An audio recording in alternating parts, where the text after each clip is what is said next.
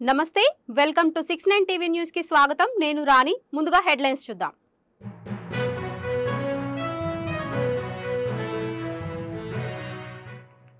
కేటీఆర్ కి సన్నిహిత ఎమ్మెల్యేలు టచ్ లో ఉన్నారు ఎప్పుడు పార్టీలో చేరతారనేది త్వరలోనే తెలుస్తోందన్న మహేష్ కుమార్ గౌడ్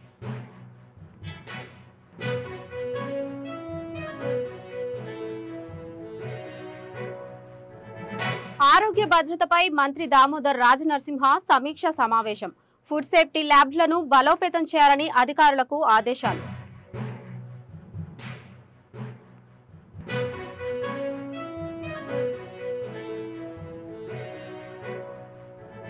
అనర్హతపై సర్వాధికారులు స్పీకర్కే ఉన్నాయి రాజ్యాంగం ప్రకారం సభాపతి నడుచుకుంటారన్న ఆది శ్రీనివాస్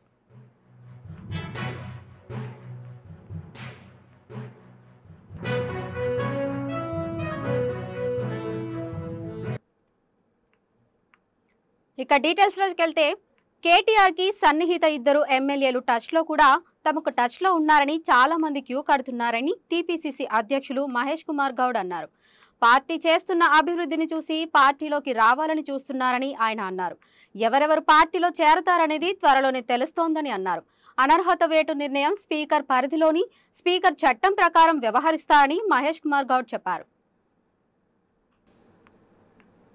ఎప్పుడైతే తీసుకొచ్చినారో విరాంపుల చట్టం దాంట్లో ఉన్నటువంటి with in the frame rules and regulation ప్రకారం నడుచుకోవాల్సి వస్తుంది దాంట్లో అంతిమ అధికారం స్పీకర్కి పెట్టినట్టుగా ఆ ఫ్రేమ్డ్ కాన్స్టిట్యూషన్ని అమెండ్మెంట్లో అట్లుంది సో హైకోర్టు కూడా దీన్ని కూడా పునరాలోచించి అల్టిమేట్గా స్పీకర్కి వీళ్ళ మీద నిర్ణయం తీసుకునే అధికారం ఇచ్చింది వేచి చూద్దాం స్పీకర్ గారు ఏం నిర్ణయం తీసుకో చూద్దాం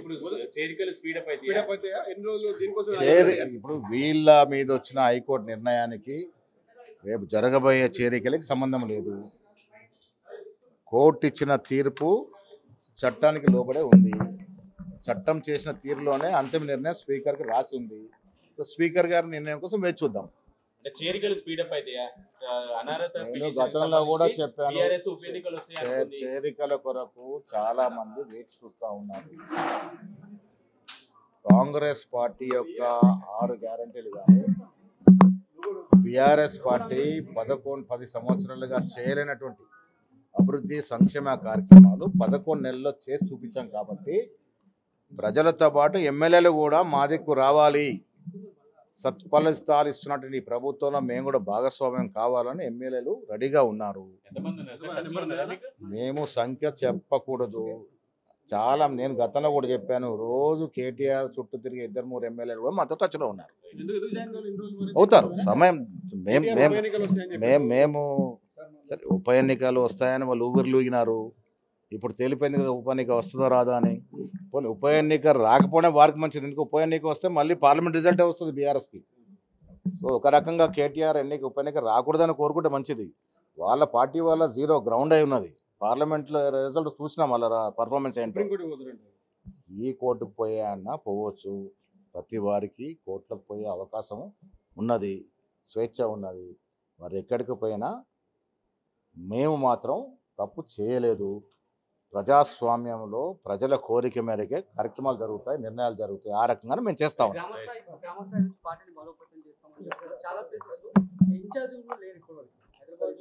అన్ని చోట్ల ఇన్ఛార్జీలు ఉన్నారు కొన్ని చోట్ల ఎమ్మెల్యేలు ఉన్నారు కొన్ని చోట్ల ఇన్ఛార్జ్ ఓడిపోయిన ఎమ్మెల్యేలు ఇన్ఛార్జ్గా ఉన్నారు మా కార్యక్రమాలు బేసిక్గా నడుస్తూ ఉన్నాయి పద్ధతి ప్రకారం ప్రభుత్వం నడుస్తూ ఉంది మీరు చూడండి 11 మాసాల్లో ఇలా 10 ఏళ్లలో కేసీఆర్ ప్రభుత్వం చేయలేనటువంటి బహత్తరమైన కార్యక్రమాలు 11 మాసాల్లో చేసి చూసినాము ఇంత ఆర్థిక నిర్బంధం ఉండి కూడా సో ఇలా ప్రజలు అన్ని ప్రభుత్వ ప్రైవేట్ హాస్టళ్లపై నిరంతర పర్యవేక్షణ ఉండేలా చర్యలు చేపట్టాలని అధికారులకు మంత్రి దామోదర్ రాజనరసింహ ఆదేశాలు జారీ చేశారు ఆరోగ్య భద్రతపై రాష్ట్ర వైద్య ఆరోగ్య కుటుంబ సంక్షేమ శాఖ మంత్రి దామోదర్ రాజనరసింహ సమీక్ష సమావేశం నిర్వహించారు ఫుడ్ సేఫ్టీ ల్యాబ్లను బలోపేతం చేయడానికి చర్యలు చేపట్టాలని సూచించారు కుక్లకు ఫుడ్ సేఫ్టీ అధికారులు అవసరమైన అవగాహన శిక్షణ తరగతులు ఇవ్వాలని మంత్రి చెప్పారు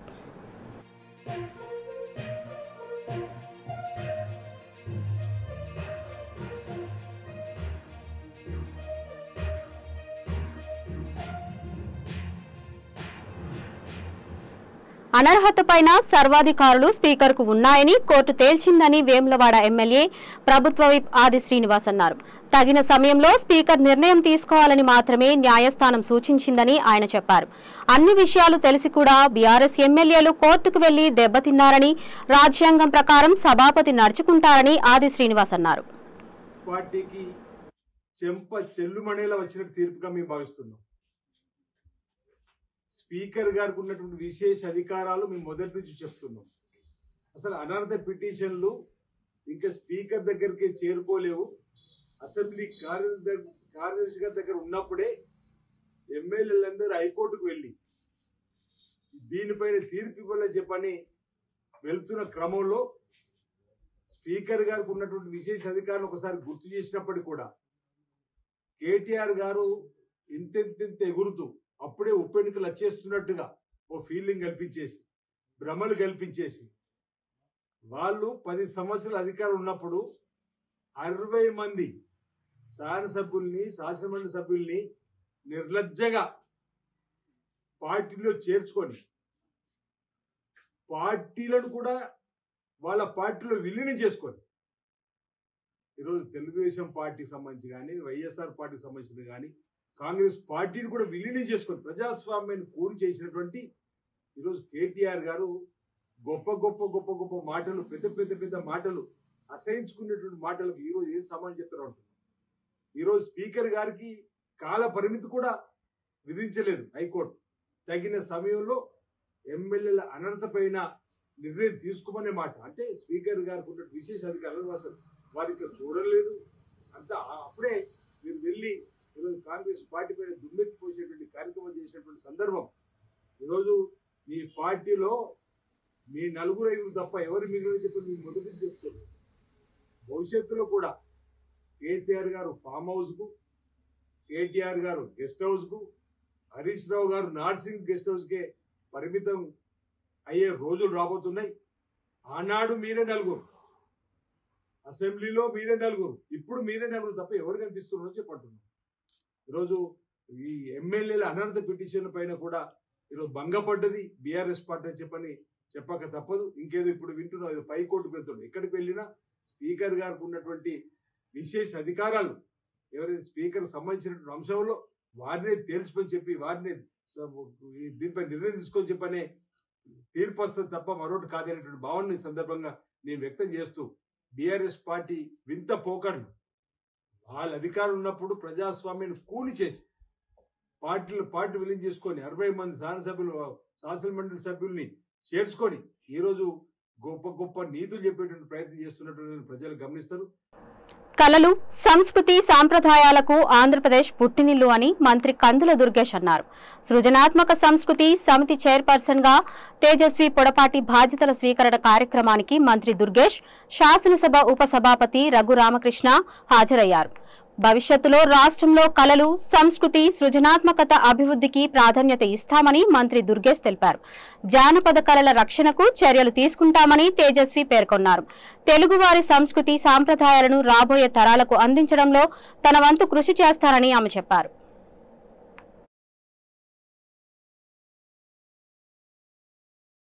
సృజనాత్మకత మరియు సంస్కృతి సమితి చైర్పర్సన్ గా నిజమైన విశ్వాసం విధేయత చూపుతానని ఆంధ్రప్రదేశ్ రాష్ట్ర సృజనాత్మకత మరియు సంస్కృతి సమితి యొక్క విధి విధానాలను నా కర్తవ్యాలను శ్రద్ధతో మరియు ఆంధ్రప్రదేశ్ రాష్ట్ర సృజనాత్మకత మరియు సంస్కృతి సమితి చైర్పర్సన్ గా ప్రభుత్వ ఆదేశాలకు అనుగుణంగా నా యొక్క విధులు మరియు బాధ్యతలను సక్రమంగా నిర్వహిస్తానని మనఃపూర్వకంగా ప్రమాణం చేయుచున్నాను. చంద్రబాబు నాయుడు గారి విజన్ కి, ఆయన ఆశయాలకు అట్రాక్ట్ అయిన ఒక మధ్య తరగతి అమ్మాయిని నేను. మీ అందరికీ తెలుసు ఎలాగా మీ అందరి ఇంట్లో మనిషిగా నేను పెరిగాను అన్నది. ఈరోజు ఇది రావడం అన్నది నాకు ఆల్మోస్ట్ ఒక 100 స్టేజ్ల మీద స్పీచ్లు ఇచ్చాను, ఎందరో ఎమ్మెల్యేల గురించి మాట్లాడాను, మంత్రుల గురించి మాట్లాడాను, ఆఖరికి మన ముఖ్యమంత్రి గారి గురించి కూడా మాట్లాడాను. కానీ ఈ రోజు నాకు దక్కిన ఈ అరుదైన గౌరవం వల్ల నాకు మాటలు రావట్లేదండి. చాలా చాలా చాలా ఆనందంగా ఉంది. ఈ రోజు ఇది చిన్న విషయం కాదు. ఎటువంటి బ్యాక్గ్రౌండ్ లేకుండా ఈ గౌరవం ఇవ్వడం అనేది నాకు తెలిసి కేవలం తెలుగుదేశం పార్టీ ద్వారా, కేవలం నారా చంద్రబాబు నాయుడు గారి ద్వారానే సాధ్యం. చాలా ఆనందంగా ఉంది. అదేవిధంగా చంద్రబాబు నాయుడు గారు ఎప్పుడు అంటారు పదవికి ప్రొఫెషనలిజం జోడించాలి అని. అదేవిధంగా తండ్రి బాటలోనే నడుస్తూ కేవలం మాటల్లో యువతని రాజకీయాల్లోకి పిలవడం కాదు, వారికంటూ ఒక ప్లాట్ఫామ్ క్రియేట్ చేయాలి. ప్రొఫెషనల్స్ లో కూడా పాలిటిక్స్ లోకి రావాలనుకునే వారు ఉంటారు, వారందరికీ ఒక వేదిక సృష్టించాలి అని సౌత్ ఇండియాలోనే మొట్టమొదటిసారిగా ఆలోచించిన ఒక ప్రొఫెషనల్ ఉన్నారండి. ఆయన వల్ల ఈ రోజు మీ చుట్టూ ఉన్న ఎంతో మంది ప్రొఫెషనల్స్ రాజకీయాల్లో తమ వంతు సేవ చేయడానికి వచ్చారు. వాళ్ళెవ్వరికి బ్యాక్గ్రౌండ్స్ లేవు, వాళ్ళ తాతలు మినిస్టర్లు కాదు, వాళ్ళ నాన్నలు ఎమ్మెల్యేలు కాదు, వాళ్ళకున్నది ఒకే ఒక్క ఆశయం, చంద్రబాబు నాయుడు గారిని ముఖ్యమంత్రిని చెయ్యాలి, ఈ రాష్ట్రానికి మేలు చేయాలి. నంద్యాల జిల్లా మహానందిలో కార్తీక మహోత్సవాలు వైభవంగా సాగుతున్నాయి. ఈ సందర్భంగా ఆలయ ఈవో శ్రీనివాస్ రెడ్డి మహానంది కార్యాలయంలో సమావేశం ఏర్పాటు చేశారు. ఈ నెల 29న లక్ష బిల్వార్చన, 30న లక్ష కుంకుమార్చన కార్యక్రమాలు నిర్వహిస్తామని తెలిపారు. భక్తులందరూ పాల్గొని ఈ కార్యక్రమాలను విజయవంతం చేయాలని కోరారు. భక్తులకు ఎలాంటి అసౌకర్యాలు కలగకుండా అన్ని ఏర్పాట్లు పూర్తి చేశామని తెలిపారు.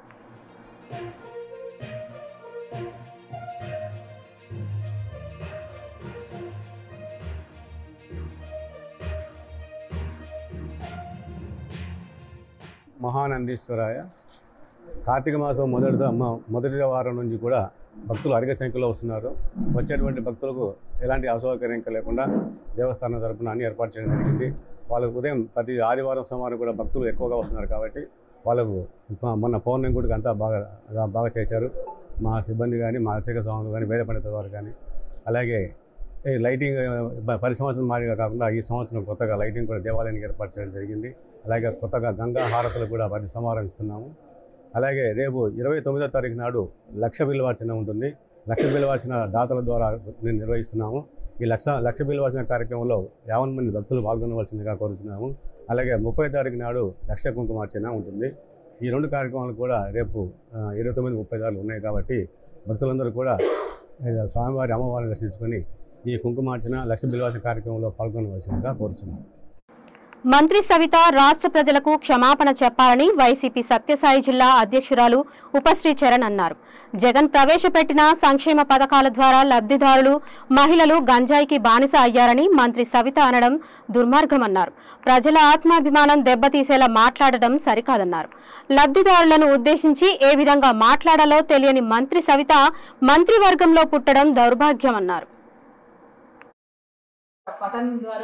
బటన్ నొక్కి కులాల అతీతంగా, పార్టీలకు అతీతంగా, మతాలకు అతీతంగా ప్రతి ఒక్కరికి కూడా సమన్వయాన్ని చేసిన మన జగన్మోహన్ రెడ్డి గారు ఇచ్చిన డీబీటీ పథకాన్ని చులకన చేస్తూ మాట్లాడుతూ ఈరోజు ఆమె మండలిలో చెప్తా ఉంది, సవిత చెప్తా ఉంది, ఎవరెవరికైతే డీబీటీ పథకాలు చేరినాయో వాళ్ళందరూ కూడా పని లేక ఈరోజు గంజాయికు మళ్ళీ మద్యానికి అలవాటు అయినారు అని మాట్లాడుతూ ఉంది. నిజంగా సవిత ఇట్లా మాట్లాడడం చాలా బాధాకరంగా ఉంది. ఎందుకంటే ప్రజలందరూ కూడా చాలా నమ్మకంతో ఈరోజు కూటమి ప్రభుత్వానికి ఓటేసి ఏదో మంచిది చేస్తారు అని అందరూ కూడా నమ్ముతున్నారు. అయితే సవిత ఈరోజు ప్రజలందరినీ కూడా ఉద్దేశించి ఈరోజు వాళ్ళందరూ కూడా గంజాయికి అలవాటు పడ్డారు, మద్యానికి అలవాటు పడినారు అని మాట్లాడుతూ ఉంది. నిజంగా ఇది చాలా బాధాకరంగా ఉంది. నాకు ఒక మహిళగా, నువ్వు కూడా ఒక బీసీ సంక్షేమ శాఖ మంత్రిగా ఉన్నావు కదా తల్లి, నువ్వు కూడా ఒక మహిళ కదా, ఎవరమ్మా బానిసనైనా, ఎవరెవరమ్మా గంజాయికు ఈరోజు అలవాటు పడుతున్నారని మాట్లాడుతున్నారు. డీబీటీ ద్వారా ఆ రోజు సంక్షేమ పథకాలు తీసుకున్న వాళ్ళు ఎవరెవరు ఉన్నారంటే అమ్మఒడి తీసుకున్న తల్లులు ఈరోజు గంజాయికి బానిసనైనారా? అదేవిధంగా చేయూత తీసుకొని మహిళా సాధికారత వైపు అడిగేసిన ఆ మహిళలందరూ కూడా గంజాయి తీసుకుంటున్నారని చెప్తున్నావు నువ్వు. అదేవిధంగా మహిళా సంఘాల్లో ఎంతమంది లబ్ధి పొందున్నారో డీబీటీ ద్వారా, అదేవిధంగా జగనన్న వసతి దీవెన, జగనన్న విద్యా దీవెన తీసుకున్న చాలా మంది పిల్లలు ఉన్నారు. వాళ్ళందరూ కూడా గంజాయికు మళ్ళా మద్యానికి అలవాటు పడిపోయినారని మాట్లాడుతున్నావా? అదేవిధంగా రజకులు, నాయి బ్రాహ్మణులు, లాయర్లు, టైలర్లు ఎంతమంది ఉన్నారు తల్లి. ఎంతమందికి కూడా మనము డీబీటీ ద్వారా సంక్షేమ పథకాలు ఇచ్చినాము. ఈరోజు నువ్వు ఎంత చిన్నగా మాట్లాడుతూ వాళ్ళందరూ కూడా గంజాయికు మళ్ళా మద్యం తీసుకున్నారని మాట్లాడుతున్నావు కదా. అసలు ఈ స్టేట్మెంట్ చెప్పికి నీకు అర్హత ఏముంది అని అడుగుతున్నాను. ఇదే సవితమ్మ మంత్రిగా ఉన్న ఇలాకాలో, అంటే ఆమె ఎమ్మెల్యేగా ఉన్న ఇలాకా పెనుగొండలోనే చూడండి, లిక్కర్ షాప్ని ఓపెన్ చేసిన ఘనత సవితమ్మ గారి భర్తది. సోమాదేపల్లి అనే మండలంలో ఆయనే పోయి లిక్కర్ షాప్ ఓపెన్ చేశారు. ఈరోజు ఈమె చూస్తే అందరూ కూడా అలవాటు పడిపోయినారు అని మాట్లాడుతోంది. ఇది కరెక్ట్ కాదు. ఎందుకంటే రాష్ట్ర ప్రజల్లో తల్లులు కానీ, అదేవిధంగా రైతులు కానీ, పిల్లలు కానీ, చాలా మంది కాలేజీకి పోయే పిల్లలు కానీ వీళ్ళందరూ కూడా ఉన్నారు. వీళ్ళందరూ కూడా డీబీటీ ద్వారా సంక్షేమ పథకాలు తీసుకున్నారు. వీళ్ళందరినీ కూడా ఈరోజు గంజాయి పేరిట, అదేవిధంగా మద్య పేరిట అవమానపరిచినావు. ఈ కూటమి ప్రభుత్వానికి నేను ఒకటే కోరుతున్నాను, దయచేసి మీరు మహిళా సాధికారత వైపు మాట్లాడుతున్నారు, ఇక్కడేమో సంక్షేమ పథకాలు తీసుకు. టీడీపీ నేత మున్సిపల్ చైర్మన్ జేసీ ప్రభాకర్ రెడ్డి డ్రైవింగ్ తో రాత్రి అలరించారు. తాడిపత్రిలో జీప్ ను సెల్ఫ్ డ్రైవ్ చేస్తూ చక్కర్లు కొట్టారు. వయసు 70 ఏళ్లు పైబడిన యువతకు ఏమాత్రం తీసుకోకుండా కాన్ఫిడెంట్ గా డ్రైవ్ చేశారు. తన నివాసం నుంచి అశోక్ పిల్లర్ సర్కిల్ మీదుగా శ్రీ బుగ్గ రామలింగేశ్వర స్వామి క్షేత్రం వరకు వాహనం నడిపారు. పట్టణ ప్రజలు జేసీ డ్రైవింగ్ ను చూసి ఆశ్చర్యంగా తిలకించారు.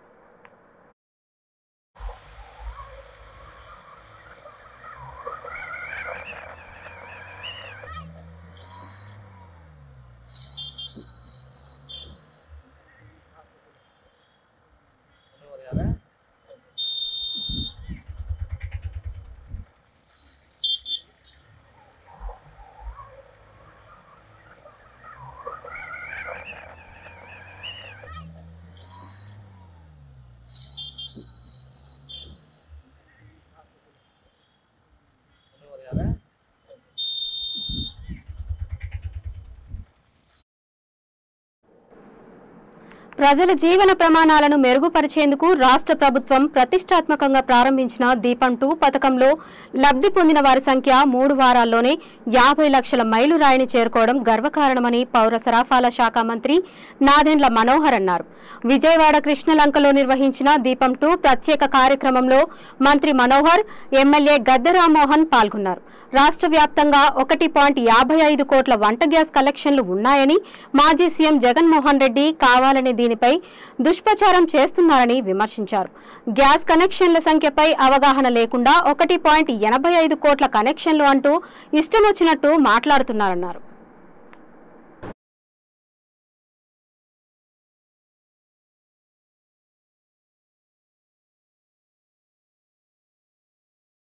ఈరోజు దీపావళి పండుగ రోజు ప్రతి మహిళా కళ్ళల్లో ఒక సంతోషాన్ని నింపే విధంగా ప్రతి కుటుంబానికి ఒక మంచి కార్యక్రమం అందించాలనే ఉద్దేశంతో గౌరవ ముఖ్యమంత్రి గారు చంద్రబాబు నాయుడు గారు ఇచ్చాపురంలో లాంఛనంగా ప్రారంభించిన దీపం 2 పథకం 3 వారాల్లోనే అద్భుతంగా 50 లక్షల మైలురాయి ఈరోజు దాటుతున్నాం. సో ఆ సందర్భంగా ఎమ్మెల్యే గారి సమక్షంలో జిల్లా కలెక్టర్ గారు, మా సివిల్ సప్లైస్ కమిషనర్ గారి ఆధ్వర్యంలో ప్రతి ఇంటికి దీపం 2 పథకం కింద అందించే ఉచిత గ్యాస్ పథకం మహిళలకి ప్రత్యేకంగా గతంలో చంద్రబాబు నాయుడు గారు 1999లో దేశంలోనే మొట్టమొదటిసారి మహిళల ఆరోగ్య భద్రత గురించి ఆలోచించి ఖచ్చితంగా వాళ్ళకి మెరుగైన అవకాశాలు కల్పించాలి, కట్టెపోయలతో ఎవరు కూడా వండుకోకూడదు, ఆరోగ్య సమస్యలు వస్తాయనే ఆలోచనతో ఆ రోజున దీపం పథకం ప్రారంభించి రాష్ట్ర వ్యాప్తంగా ఉమ్మడి రాష్ట్రంలో తీసుకెళ్లారు. 1,55,200,000 గ్యాస్ కనెక్షన్స్ ఉన్న మన రాష్ట్రంలో అర్హత ప్రతి కుటుంబానికి అందించే విధంగా చాలా సులభంగా 3 అంశాలపైన మేము వాళ్ళకి కండిషన్స్ అప్లై చేసాం. మొట్టమొదటిది మీకు గ్యాస్ కనెక్షన్ ఉండాలి, రెండోది మీకు ఆధార్ కార్డు ఉండాలి, మూడోది మీకు రైస్ కార్డు, రేషన్ కార్డు ఉండాలనే దానిపైన మాకున్న సమాచారాన్ని బట్టి ముందుకెళ్తా ఉన్నాం. కావాలని కొంతమంది దుష్ప్రచారం చేస్తున్నారు. నిన్న మొన్న మనం చూసాం జగన్మోహన్ రెడ్డి గారు చాలా ఆశ్చర్యకరంగా 1,85,00,000 గ్యాస్ కనెక్షన్స్ ఉన్నాయన్నారు. మరి ఆయన 30 లక్షలు ఇంట్లో కూర్చుని బటన్ నొక్కాడో ఏంటో నాకు తెలియదు, కానీ అధికారికంగా 3 గ్యాస్ కంపెనీలు అందించిన సమాచారం మేరకు ఈ రోజున రాష్ట్రంలో 1,55,200 గ్యాస్ కనెక్షన్స్ ఉన్నాయి. అర్హతున్న ప్రతి కుటుంబానికి అందించే విధంగా 894 కోట్ల రూపాయలు అడ్వాన్స్ రూపంలో ఆల్రెడీ రాష్ట్ర ప్రభుత్వం నుంచి ఈ 3 గ్యాస్ కంపెనీస్కి గౌరవ ముఖ్యమంత్రి గారి చేతుల మీదుగా అందించాం.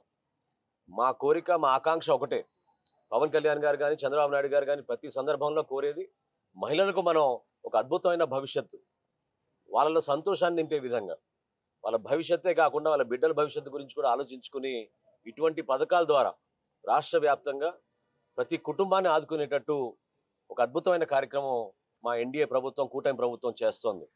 దయచేసి ఇందులో ఎవరికి అనుమానాలు అవసరం లేదు. వివరాలు చెప్తే మీరే ఆశ్చర్యపోతారు. ఈ రోజు వరకు మాకు నమోదైన కంప్లైంట్లు ఇంత భారీ ప్రోగ్రాం చేస్తుంటే గతంలో ఎప్పుడు జరగలేదు. ఈ స్థాయిలో లబ్ధిదారులు ఏ కార్యక్రమం కూడా జరగలేదు. ఈ రోజు వరకు మాకు వచ్చిన సంఖ్య కంప్లైంట్ల గురించి 521 నిన్న సాయంత్రం వరకు. ఇక బులెటిన్స్ ముగించే ముందు హెడ్లైన్స్ మరోసారి.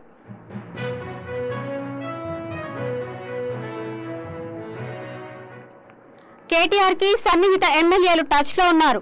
ఎప్పుడు పార్టీలో చేరతారనేది త్వరలోనే తెలుస్తోందన్న మహేష్ కుమార్ గౌడ్.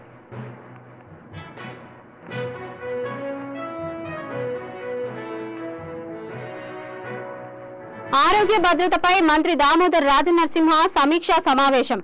ఫుడ్ సేఫ్టీ ల్యాబ్లను బలోపేతం చేయాలని అధికారులకు ఆదేశాలు.